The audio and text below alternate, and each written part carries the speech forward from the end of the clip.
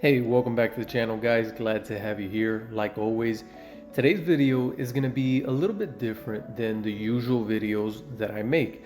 I feel like over the past year, I've been to a certain point sheltering you guys. The majority of the videos that I show you are very positive and they relate more to the good side of this hobby. I give you tips, I give you tricks, and I show you how it is that I breed certain species, how certain chicks hatch and develop, but I never shown you the negative side of this hobby. I've never shown you the days where I am sad, days where I lose chicks, and this is something that happens, and this is something that we need to get used to because unfortunately, even though these bad days come, we get good learning experiences from them. So I figured if I'm going to show you the positive sides of this hobby, I might as well also show you the negatives because after all of these tips that I share with you guys, all of these experiences have come from a negative that I've had somewhere along the way, and I've learned how to correct it. This hobby has many ups and it has many downs, and I feel like lately I've been having more downs than ups. Unfortunately, with the two nests that I'm going to show you here, I had problems. One of the nests was with a lavender finch, which is a species that has given me plenty of trouble over the years, and for some reason lately it almost seems like I can't hatch these chicks. Well, I was able finally to hatch one of the chicks for the first time this breeding season, and unfortunately the chick came with problems. As you can see at the beginning, the chick, as soon as it hatched, apparently it got stuck in the egg somehow, and the foster parents tried to help it out of the egg and kind of bit the sides of the wings, the legs, and other sections. I'm not quite sure how or why it happened. I figured it must have been because they tried to help it out of the eggs, but it could have been for a variety of other reasons unknown to me. Regardless, from the beginning, I knew that this finch was going to have a rough start, and I didn't know if it was going to make it all the way through. Now, unfortunately, this chick did end up dying later on, and this is something that really hurts me every time that something like this happens, especially when you don't know the exact cause, when you don't know why the chick is falling behind, why it's not developing correctly. But this is something that we have to take as a learning experience. Now I know that when this happens, I have to try and correct it. One of the things that I could have done for this chick is I could have hand fed a little bit along the way just to help it, give it that boost that it needed. There were days when I opened the nest and I noticed that the chick did not have enough food in its crop. And this is something that sometimes may happen when you only have one chick in the nest. You have to remember that societies, they're stimulated to feed when they have plenty of chicks that are begging. So the begging of these chicks stimulate the societies to go in and feed. So when you only have one chick, you may run into that scenario or this problem where the chick may just not beg enough. It's just not strong enough to beg as hard as a full clutch of four would, and the societies don't quite feed the same way. You would think it'd be the opposite way around. They only have one chick to take care of, so that one chick should be very well fed. But since they go based off of this stimulus of the chicks calling them from the nest, and quite frankly, this chick just wasn't doing that, unfortunately, it got left behind. So next time around, I know that I have to hand feed. I have to help the chick a little bit more in order to make sure that it survives. Either ways, regardless, I don't know if hand feeding would have made much of a difference for this chick in specific, just because of the fact of how badly damaged it was from the beginning. As you noticed in the first couple of sets of videos that I showed you from when it was first born, the tips of the wings were very badly damaged from the societies trying to help it out of the nest. And it also was missing a couple of toes because they grabbed it by the foot to pull it out of that eggshell. You're probably wondering, why is it that this finch was fostered? Why did you just not leave it underneath the biological parents?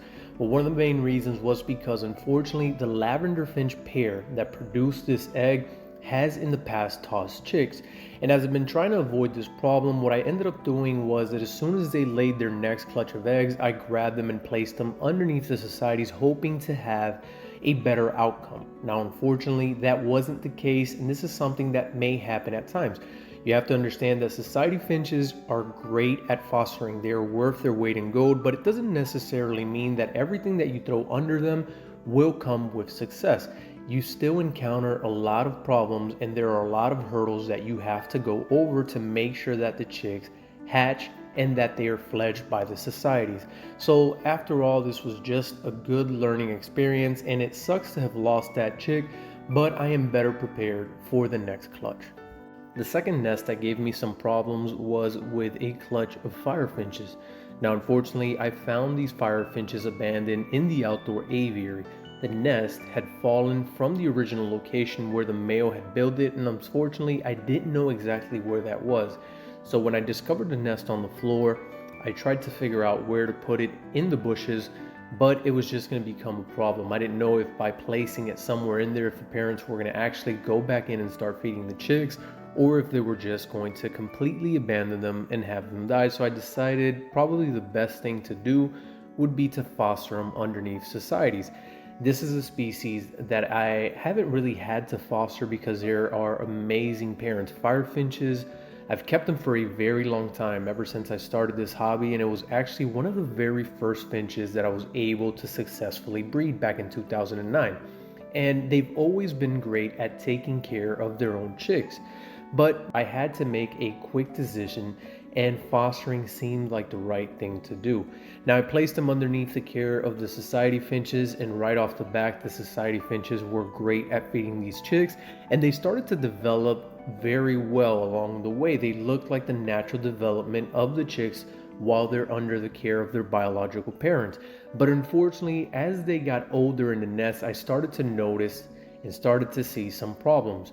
The chicks fledged a bit early, and this is something that is completely normal with firefinches. Usually they jump out of the nest half-baked, but in the past they've always jumped out of the nest in the outdoor aviary. Now there's no way for them to escape in the outdoor aviary because I have 1/4 inch mesh. The mesh is very small and they have no way of making it outside of the aviary. But unfortunately, in the cages that I have indoors, the size or the difference between the wires is a bit bigger. And since these birds fledged at a very early age and they were only half-baked, they were able to make it through the wires and escape outside of the cage. Another problem that I was having with this species in particular is that unfortunately the society finches were plucking the chicks, and I don't know exactly what may have been causing this, but this was definitely a first for me. I mean, I've had scenarios where the society finches will pull a couple of feathers from the tails of certain chicks, but never this badly where they take off a large percentage of the feathers from the chest area of the chicks. Not only were they plucking the chicks, but shortly after the chicks fledged, they decided that they just weren't going to feed them enough. And this, I've heard of it being a problem for some African species where they fledge the nest and they just don't beg the same way that the Australian species do. So they don't encourage the societies to feed them, and the societies end up stopping their feeding very early on, way before the chicks are ready to be completely independent from them, and some of them end up dying. And this is exactly what happened with these birds. It was just a bad combination of these chicks fledging way too early and escaping from the cages, being plucked by the societies, and not being fed properly. And unfortunately, out of the 3 chicks, only one of them survived. As you can see, this hobby is full of ups and downs, and sometimes it feels like there are more downs than ups. But every single time that we go through things like this, they serve as learning experiences. After all, this is a hobby where we learn the most from our mistakes at times. So although it is very unfortunate, I do have a couple of different things that I will be switching up in order to correct these problems and hopefully not experience them again. And hopefully this video has been helpful for you guys so you don't end up making these same mistakes, or if you're going to go through the same scenario, now you kind of have an idea of what you can do. Alright guys, well this is going to be the end of another video. I really hope that this was helpful for you guys in learning some of these ups and downs that we may be facing in our beautiful hobby. Like always, if you've enjoyed the video, remember to hit the thumbs up and consider subscribing if you haven't done so already. I hope that you all have a wonderful day, and we will see each other in the next video.